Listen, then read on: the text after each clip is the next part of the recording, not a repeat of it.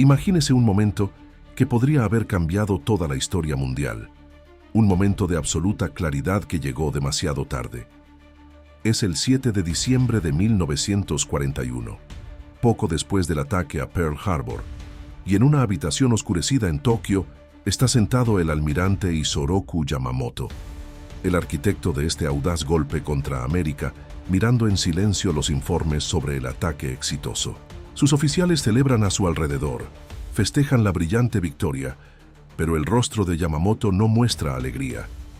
En cambio, pronuncia palabras que hacen callar a sus colegas, palabras que no podrían haber sido más proféticas. Me temo que hemos despertado a un gigante dormido y lo hemos llenado de una terrible determinación. En ese momento, un hombre entendió lo que todo el liderazgo japonés solo comprendería años después, tras un sufrimiento inimaginable y destrucción total, que habían comenzado una guerra contra un poder cuya verdadera fuerza estaba tan más allá de su imaginación que el resultado estaba sellado desde el principio. Pero ¿cómo llegaron a esta fatal subestimación? ¿Y qué dijeron exactamente los líderes militares japoneses cuando finalmente, demasiado tarde, comprendieron la verdadera dimensión del poder americano?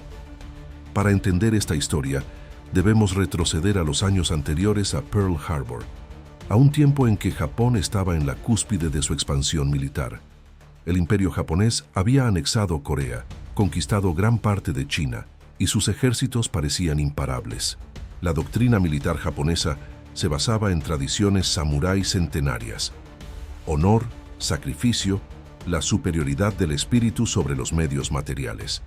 Los oficiales japoneses creían firmemente que un solo soldado japonés era superior a 10 soldados occidentales, que su moral superior y su espíritu de lucha compensarían cualquier desventaja material. Esta convicción no era solo propaganda, sino que estaba profundamente arraigada en la cultura militar japonesa. Habían derrotado a Rusia en 1905, habían humillado a China, y sus éxitos parecían validar su visión del mundo. Pero había voces de advertencia, y Yamamoto era la más fuerte entre ellas. Había pasado años en América, había estudiado en Harvard, había servido como agregado naval en Washington, y había visto con sus propios ojos lo que sus colegas no querían ver: la pura capacidad industrial de América. Había visitado fábricas tan grandes como ciudades japonesas enteras, plantas siderúrgicas que producían en un día más de lo que Japón producía en un mes, campos petroleros que brotaban cantidades interminables del oro negro que Japón necesitaba tan desesperadamente y no tenía. Había visto autopistas estadounidenses con más automóviles que los que existían en todo Japón. Había visto supermercados con una abundancia de productos que era inconcebible para un japonés. Y sobre todo, había entendido la mentalidad americana: pragmática, innovadora, increíblemente eficiente cuando se trataba de producción en masa. Yamamoto advirtió repetidamente al liderazgo japonés que una guerra con América sería una empresa suicida. Les dijo que Japón podría tener éxito tal vez durante 6 meses, como máximo un año, pero que después de eso, el poder industrial de América simplemente aplastaría a Japón. Sus advertencias fueron ignoradas, no por ignorancia, sino por ceguera ideológica. Los líderes militares japoneses, muchos de los cuales nunca habían puesto un pie fuera de Asia, simplemente no podían imaginar que sus convicciones pudieran estar equivocadas. Veían a América como una nación decadente, blanda, debilitada por el materialismo y la democracia, incapaz de los sacrificios que una guerra larga requeriría. Creían que un golpe rápido y devastador rompería la voluntad americana, que Estados Unidos pediría paz si solo eran golpeados lo suficientemente fuerte. El ataque a Pearl Harbor inicialmente pareció confirmar sus suposiciones. La flota del Pacífico estadounidense yacía en ruinas, miles estaban muertos, y Japón lanzó una ola expansiva sin precedentes a través del Pacífico. En solo unos pocos meses, las tropas japonesas conquistaron Filipinas, Singapur, las Indias Orientales holandesas, Birmania, y avanzaron hasta Nueva Guinea. Fue un logro militar de magnitud impresionante, y el liderazgo japonés celebró triunfo tras triunfo. Pero Yamamoto no celebraba. Sabía que el reloj estaba corriendo, que cada día que pasaba acercaba a América al punto en que su maquinaria industrial funcionaría a plena capacidad. Y tenía razón. Las primeras grietas en la confianza japonesa se mostraron en la batalla de Midway en junio de 1942, solo 6 meses después de Pearl Harbor. Japón perdió 4 portaaviones en un solo día, la columna vertebral de su poder de portaaviones, y con ellos cientos de pilotos experimentados que no podían ser reemplazados. Pero incluso esta derrota catastrófica fue minimizada en Tokio, encubierta, presentada a la nación como un revés menor. La verdad era que Japón acababa de perder la iniciativa estratégica, pero el liderazgo aún no lo reconocía. Todavía creían que el espíritu triunfaría sobre la materia, que sus soldados vencerían a través de una moral de combate superior. Lo que sucedió a continuación superó todas las expectativas del liderazgo japonés. América no solo comenzó a reconstruir su flota, comenzó a crear una flota completamente nueva, una flota de un tamaño que el mundo nunca había visto. Los números son tan asombrosos que parecen casi irreales. En 1941, América producía menos portaaviones que Japón. En 1943, producía más portaaviones en un año de los que Japón podría producir en toda la guerra. En 1944, prácticamente cada semana, se botaba un nuevo portaaviones estadounidense. Portaaviones clase Essex, cada uno más grande y poderoso que cualquier cosa que Japón tuviera, se producían en masa como automóviles. Y esos eran solo los grandes portaaviones. A eso se sumaban docenas de portaaviones de escolta, cientos de destructores, cruceros, acorazados, submarinos, buques de desembarco.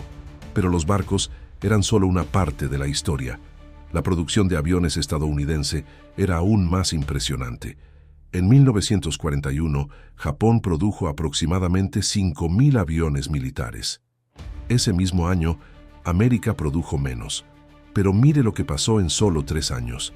En 1944, América produjo más de 96.000 aviones militares. Lea esa cifra nuevamente. 96.000, en un solo año. Eso era más de lo que Japón produjo durante toda la guerra. Cada día, un promedio de 250 aviones salían de las fábricas estadounidenses.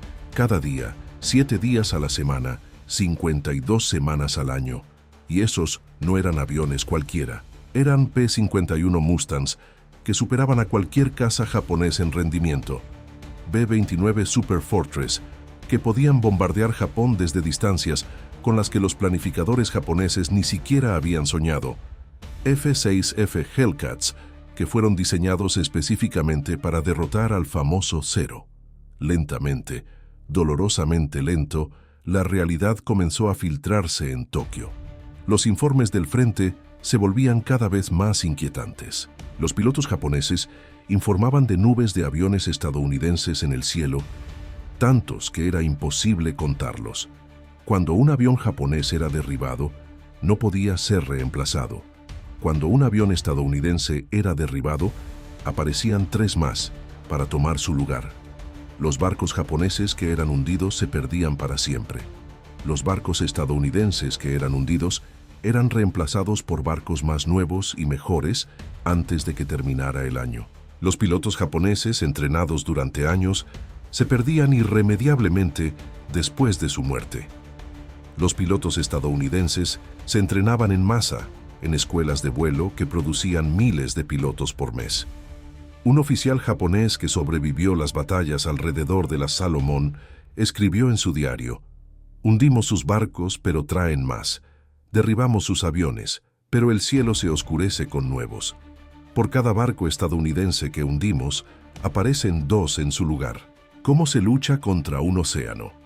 Esta metáfora del océano aparecía una y otra vez en los informes japoneses. La producción estadounidense no era como un río que se pudiera contener, sino como un océano interminable, abrumador, imparable. Pero nada preparó al liderazgo japonés para lo que vino después, la campaña de salto de isla estadounidense.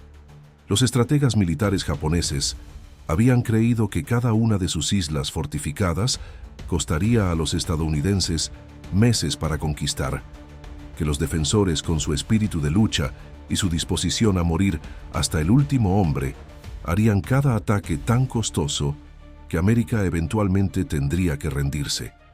Y al principio parecía funcionar. Tarawa fue una masacre. Saipán fue terrible. Iwo Jima y Okinawa costaron decenas de miles de vidas estadounidenses. Pero aquí se reveló la verdadera naturaleza del poder estadounidense. La disposición a aprender de los errores, adaptar tácticas, emplear poder de fuego abrumador para minimizar las pérdidas. Los japoneses nunca habían experimentado nada como los bombardeos navales estadounidenses. Antes de que las tropas estadounidenses siquiera pusieran un pie en tierra, cada isla era bombardeada durante días, a veces semanas, con miles de toneladas de explosivos. Acorazados cuyos cañones disparaban proyectiles tan grandes como automóviles, pulverizaban fortificaciones japonesas. Aviones de portaaviones bombardeaban y ametrallaban cada posición visible.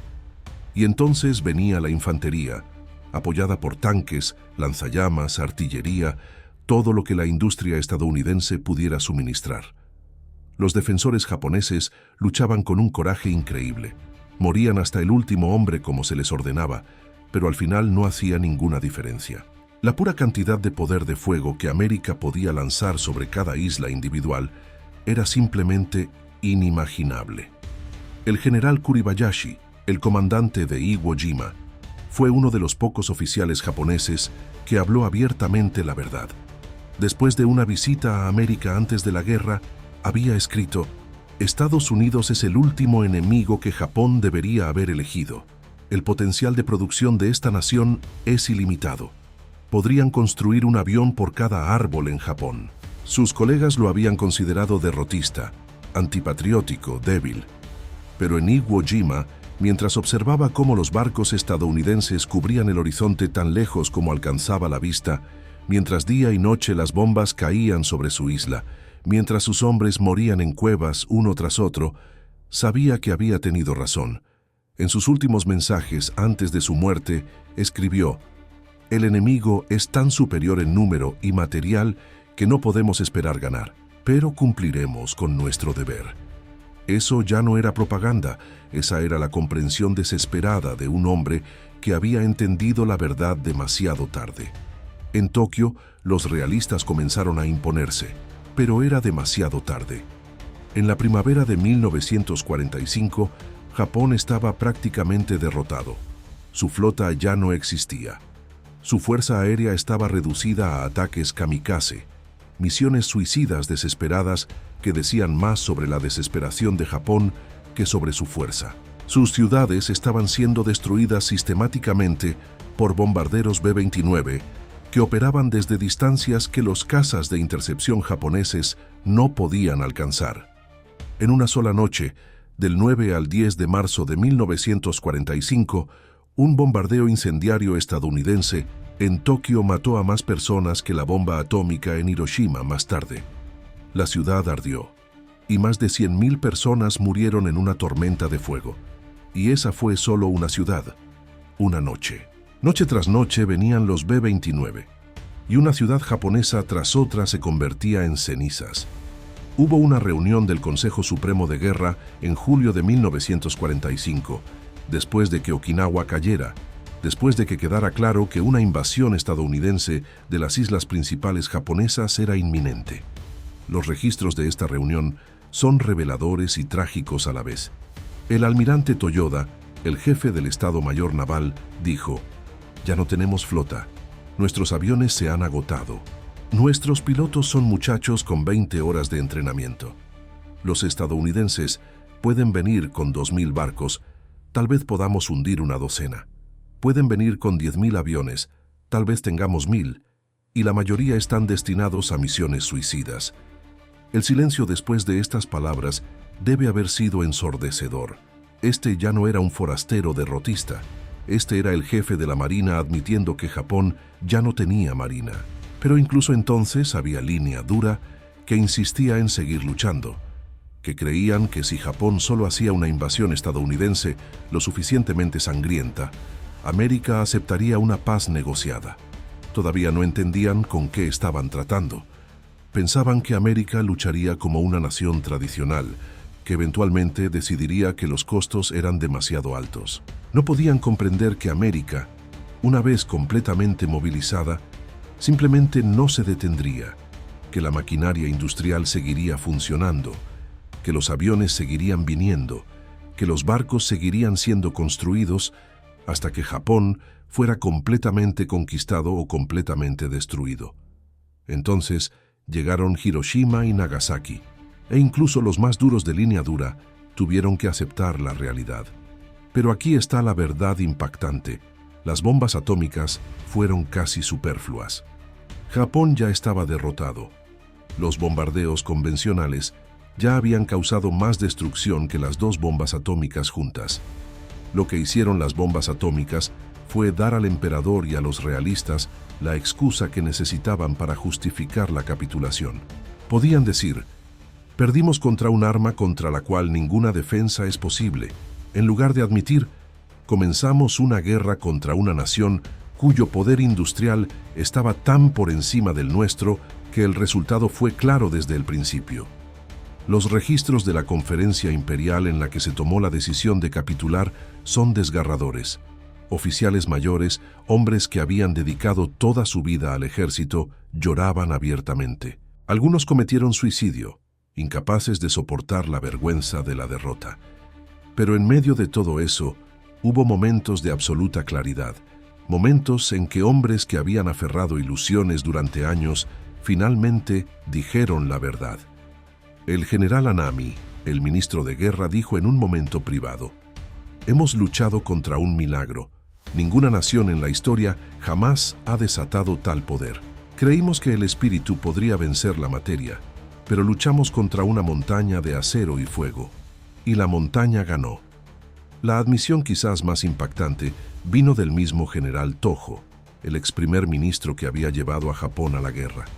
En su juicio por crímenes de guerra dijo: conocíamos los números. Sabíamos que América nos superaba en producción, pero no creíamos que los números serían decisivos. Creíamos en el espíritu japonés, en Bushido, en la superioridad de nuestros soldados. Estábamos equivocados. En una guerra moderna, los números lo son todo. El espíritu se quiebra cuando el cuerpo es destrozado, y América nos destrozó con un poder que no podíamos haber imaginado. Pero quizás fue Yamamoto, el hombre que había advertido desde el principio, cuyas palabras fueron las más proféticas. No vivió para ver la derrota total.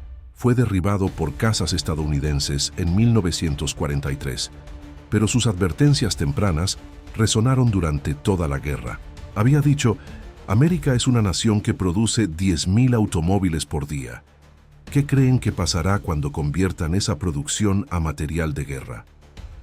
La respuesta a esta pregunta retórica se escribió en sangre y fuego a través del Pacífico. América no solo producía 10.000 automóviles por día, convirtió toda su gigantesca industria automotriz y comenzó a producir tanques, aviones, jeeps, camiones, armas, en cantidades que eran literalmente increíbles. Aquí hay un número que resume todo el panorama.